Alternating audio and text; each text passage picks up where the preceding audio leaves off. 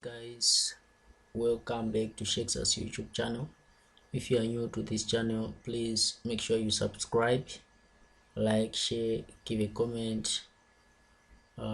Today we're going to look at arrays in ALP, arrays in assembly language programming using x86 emulator. Right, let's get into it. Right, I will start by giving you a takeaway. Write an ALP assembly language program to find the average of any four numbers in an array. So we are having an array with four numbers, and your task is to write a code which add those four numbers and divide the answer by 4. That's it, as simple as that. Right, so let's start. Arrays can be seen as chains of variables. A text string is an example of a byte array. Each character is presented as an ASCII code value ranging from 0 up to 255, just like that. Right, so examples of array definition. Right, so here what we said is this: a string itself. For example, let's say my name, my first name, my last name, or whatever the name that I want to write or put in my code, is going to be treated as an array, and each and every character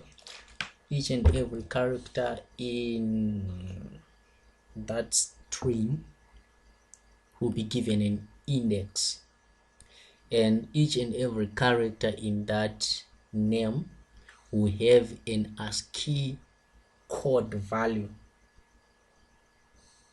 within 0 to 255.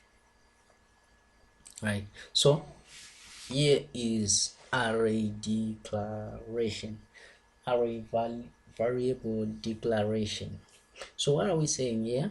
We are saying define an array called Shakes of size byte and initialize this array with these values: 48H, 65H, 6CH, 6CH, 6FH, and 00H. Right, so before arrays we were declaring variables by just saying variable name, the size, initialization. Right, here we are now saying variable name, size, and values for our array variable. Right, so what is it that we are doing here? This might be a string, since we said each and every character is represented by a value which ranges from 0 to 255. So this might be something else in terms of characters, this might be something else. So we have another array of string type, so we don't need to state the data type of our array variable or of any variable that we want to declare or that we want to use. We just declare it, give it the size, give it the value, and go on. Right, so you have another variable called king of size byte with these values. So this is an array.